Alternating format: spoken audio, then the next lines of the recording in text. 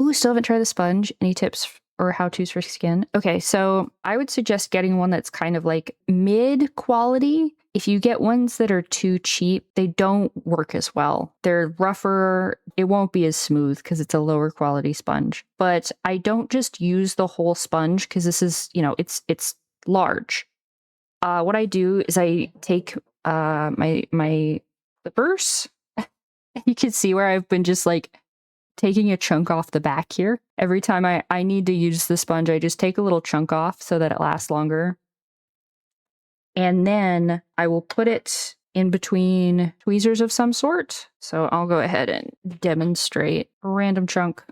Cool. What I like to do is I like to take it in the tweezers and sort of fold it in half. So the rough edges from where I cut it off are being held. And then you just like dip it into the paint you want to use, dab a little bit off, and then you just very carefully go in on your model.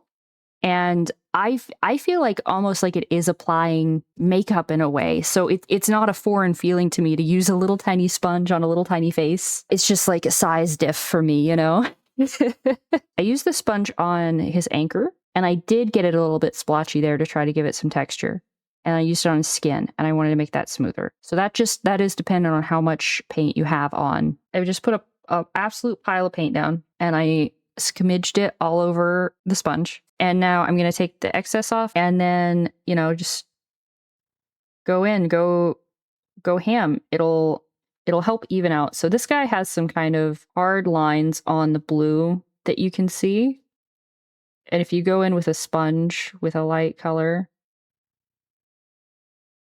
it'll soften those edges like a lot while still giving you like a nice highlight. And it'll kind of like automatically not hit the more recessed parts of the model because it's a relatively flat sponge when you hold it like this. If you have your shadow color down and you sponge over it, you're going to be hitting more of the highlights and the easier to reach parts of the model. So it's some built-in like shading work almost because you're not getting rid of the really deep shadows. It's also really easy on the face because the face has like usually indents where it goes in a little bit where the eyes are, it comes out where the nose is. You got a pretty flat-ish forehead usually. So that's like a prime place to like hit it with a sponge because you won't color with the sponge the really like recessed areas around the eyes unless you press the sponge in. Do a little bit further of a highlight with this guy. I've got some lighter blue on the sponge now. With this, I'm just gonna hit where I think a highlight would be, and you can use like an edge to smooth it out a little bit more if you kept an edge of the sponge without paint on it. As the highlight goes up, it's less and less space that it takes up.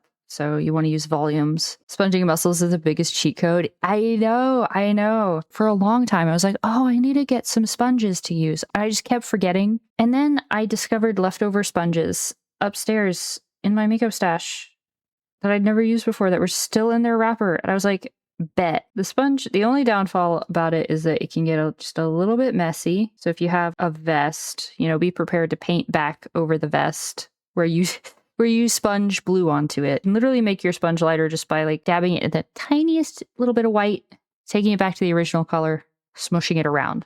So I've gone from like the regular blue to this light blue. It can be hard to take it back down to the original blue because the sponge will have a little bit of white in it, which is why I generally start with a darker color and work up as I highlight. There we go.